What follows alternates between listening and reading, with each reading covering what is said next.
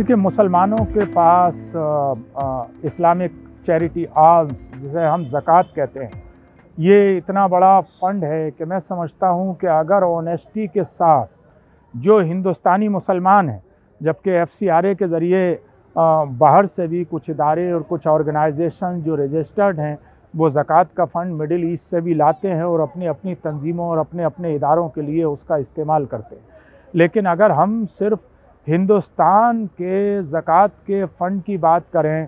तो वो इतना बड़ा अमाउंट है कि किसी की मदद लिए बिना हिंदुस्तान में मुसलमानों के अंदर से कंप्लीट पॉवर्टी को एलिमिनेट किया जा सकता है। मैंने पहले भी एक एपिसोड में कहा था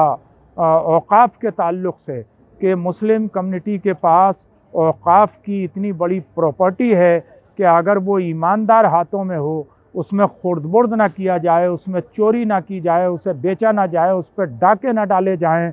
तो वो पूरे देश के मुसलमानों की पॉवर्टी को एलिमिनेट कर सकती है। इसी तरीक़े से साल हर साल जो हमारे यहाँ पर ज़कात का सिस्टम है, क्योंकि हम मस्जिद की तामीर में ज़कात का पैसा नहीं लगाते, ये ज़कात का पैसा ज़्यादातर मदारिस में चला जाता है। लेकिन अगर हम ज़कात के सिस्टम को सेंट्रलाइज़ कर दें कि हर डिस्ट्रिक्ट लेवल पर, हर बस्ती में एक बैतुल माल कायम हो, इस तरह की बहुत सारी मिसालें हैं। गुजरात में कुछ जगह पर, साउथ में कुछ जगह पर लोगों ने ये कोशिश की है। यहाँ राजस्थान में नागौर डिस्ट्रिक्ट के अंदर एक कस्बा है बासनी, उस जगह पर बैतुल माल है और वहाँ एक भी इंसान गरीब नहीं है, वहाँ लोगों ने बैतुल माल का क़याम किया है। तो जिस तरह इस्लामिक सिस्टम में खुलफ़ाए राशिदीन की हुकूमत में एक बैतुल माल का सिस्टम होता था, इससे आपको कोई सरकार नहीं रोकती, इससे आपको कोई तंजीम नहीं रोकती। आप हर बस्ती में एक बैतुल माल यानी माल का घर, हाउस ऑफ वेल्थ क्रिएट कर सकते हैं। उसमें ऑनेस्टी के साथ जिस पर जितनी ज़कात वाजिब है, वो उस ज़कात को उस बैतुल माल में जमा करे और फिर वो बैतुल माल तय करे कि उस ज़कात के पैसे की ज़रूरत उस बस्ती में अगर है उसका कंजम्पशन, तो उस बस्ती के लोगों पर उसको ख़र्च किया जाए, उनकी पॉवर्टी को दूर करने के लिए, उनके लिए इंस्टीट्यूशन बनाने के लिए, उनके लिए हेल्थ सेंटर बनाने के लिए, बेघर लोगों के लिए घर बनाने के लिए, किसी गरीब की बच्ची की शादी कराने के लिए, किसी बेवा की मदद करने के लिए, किसी यतीम को एजुकेट करने के लिए।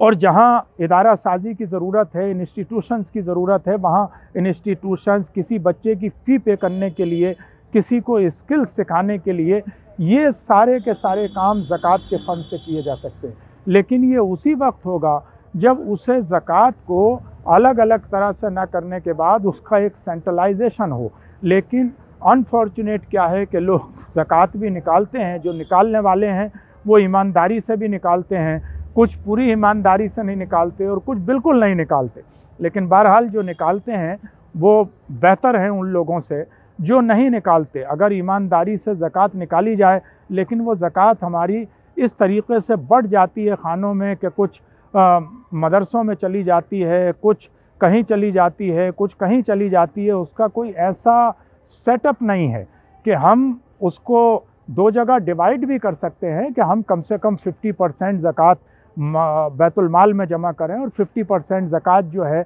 जिन ऑर्गेनाइजेशन या जिन इंस्टीट्यूशंस या मदारिस को हम बेहतर समझते हैं उनमें हम दें, उन लोगों को भी मायूस ना करें।